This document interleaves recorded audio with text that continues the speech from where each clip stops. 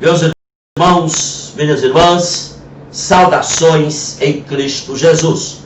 Eu quero falar-lhes nesse instante sobre o tema tendas na direção de Sodoma.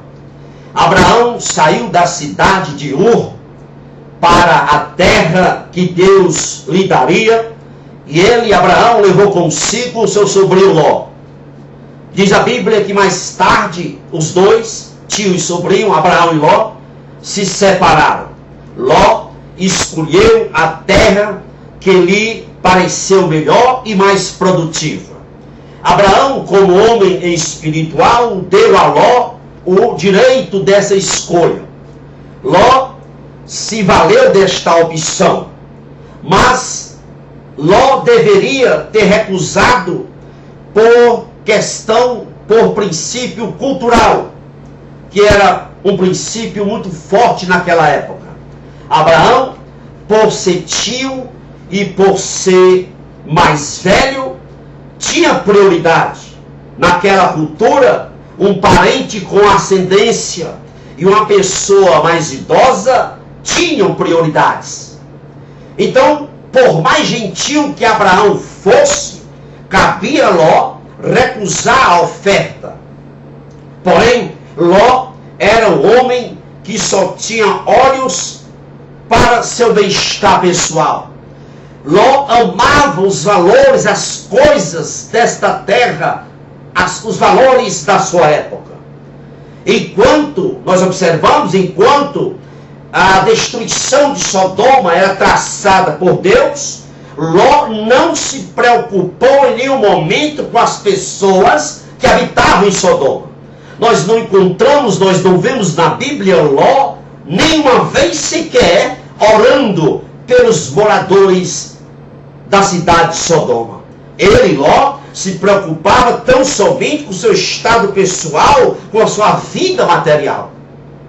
Ló, ele ignorou a fama pecaminosa da cidade de Sodoma. Nós vamos encontrar isso em Gênesis 18:20, quando Deus diz: o pecado dos moradores de Sodoma é grave, é abominável. Mas Ló deu de ombros. Ele não se preocupou em nenhum momento com essa advertência de Deus. Ló, interessante nós observarmos que Ló, ele não se adentrou na cidade de uma vez. Ele não entrou na cidade de Sodoma de uma vez. Ele foi chegando lá em Sodoma aos pouquinhos. A Bíblia diz em Gênesis 13:12 que Ló foi acampando, escute bem, acampando devagarinho até chegar à cidade de Sodoma. Ou seja, cada dia Ló era mais atraído, cada dia ficava ele mais perto, cada dia mais envolvido, até que se instalou definitivamente na cidade do pecado, a cidade de Sodoma. Meus irmãos, é assim que o pecado funciona. O pecado atrai, seduz e leva à negligência, até envolver a pessoa por completo, até aprisioná-la. Muitos hoje estão fazendo como Ló, vai se aclimatando aos pouquinhos ao pecado, deixa-se envolver gradativamente pelo pecado. Dizem os biólogos que se você tomar um sapo vivo e colocar esse sapo numa panela fervente, ele pula fora. Mas se você pegar esse mesmo sapo, colocar numa panela com água fria e for aumentando gradativamente a temperatura da água que está naquela panela, a fogo brando, de repente ele se adequa, ele se adapta, e ali ele morre, cozido, sem sentir nada. Meus amados irmãos, escute bem o que eu vou dizer. Se você se aclimatar ao pecado, você morre espiritualmente. Você, pastor, se você levar a sua igreja a se aclimatar com o pecado, sua igreja morre. A luxúria da mídia está aí. luxúria da mídia está empurrando valores anticristãos nos lares da sociedade.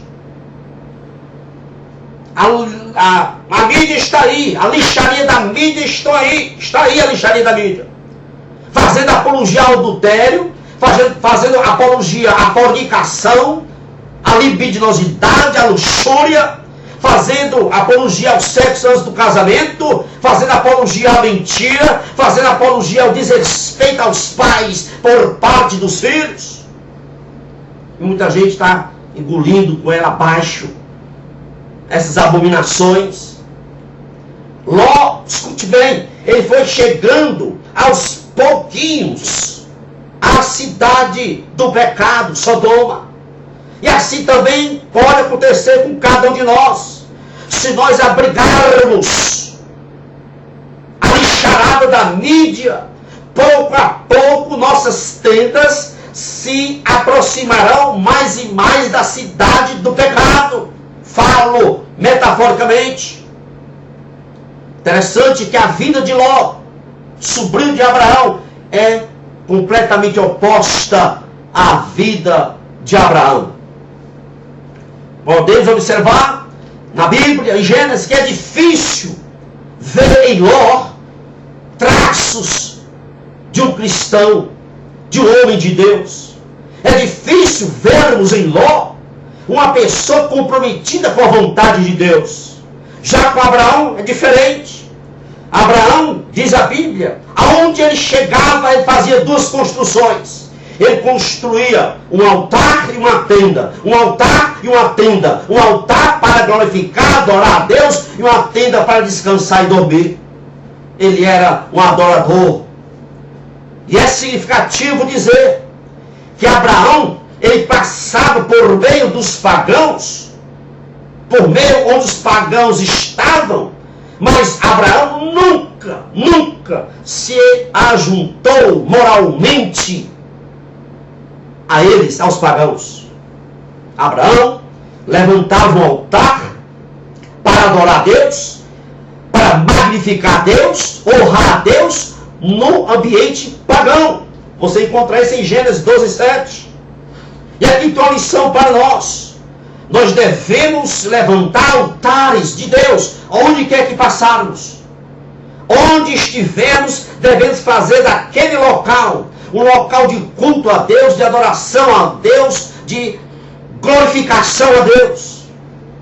O que isto não acontecia com Ló.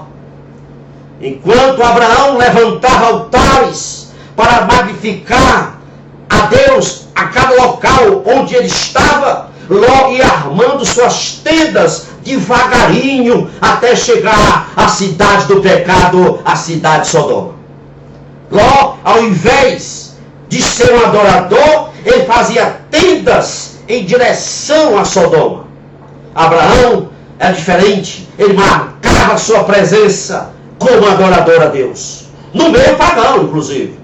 Abraão deixava bem claro quem ele era e quem ele servia. O conceito de adoração, lamentavelmente, tem sido muito maltratado no meio dos evangélicos, no meio de nós. E precisamos resgatar o sentido, o conceito de levantar altar, de cultuar, de adorar a Deus.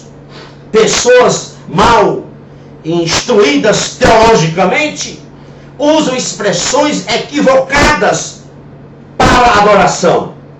Pessoas que dizem: vamos cantar mais forte, porque Deus ficará contente conosco. Olha, meus irmãos, é como se Deus fosse movido pelo volume das vozes que cantamos.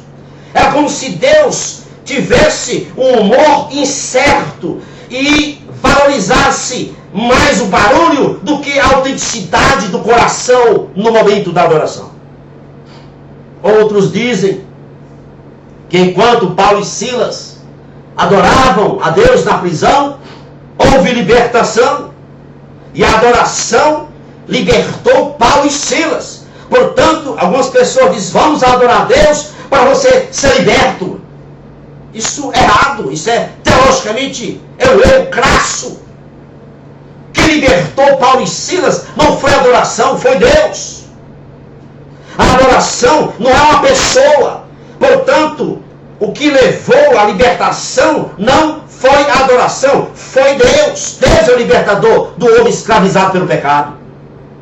Meus irmãos, a adoração não pode ser entendida como um suborno. Vamos adorar a Deus porque Deus vai ficar contente conosco. Não é isso. A adoração deve ser um reconhecimento, é um ato de reconhecimento da grandeza de Deus e dos méritos de Deus. Levantar altar quer dizer isso. A adoração deve ser um reconhecimento de que devemos a Deus e de como dependemos dele. E um dos grandes benefícios da adoração é que quando nós adoramos, nós ouvimos a Deus. Deus nos fala interiormente quando adoramos a Deus, quando estamos diante dele em adoração. Isso aconteceu não com Ló, porque Ló tinha somente engolfada, enfurnada nos valores desta terra. Deus sempre falava a Abraão todas as vezes que ele levantava altares. Sempre devemos levantar altares a Deus, onde quer que passarmos. Para quê? Para que se diga a mesma coisa que aquela mulher disse para o seu marido quando via Eliseu passar. Eu tenho a certeza, disse ela ao seu marido, que este homem, todas as vezes que este homem passa por aqui, eu tenho certeza que ele é o homem de Deus. Só o homem de Deus, só uma mulher de Deus pode ser objeto de um comentário nestes moldes. Portanto, meu prezado ouvinte, irmão e irmã que está me ouvindo, não faça tendas em direção a Sodoma. Líder, pastor, não faça tendas em direção à cidade do pecado, Sodoma. Faça altares, façamos altares, porque Deus merece. Ele é Senhor, Ele é soberano das nossas vidas. Ele cuida de nós. Está no controle, tudo nas suas mãos. Que Deus vos abençoe rica e abundantemente. É o meu desejo para você e toda a sua família. Amém e louvado seja Deus. Ergamos altares a Deus. Amém.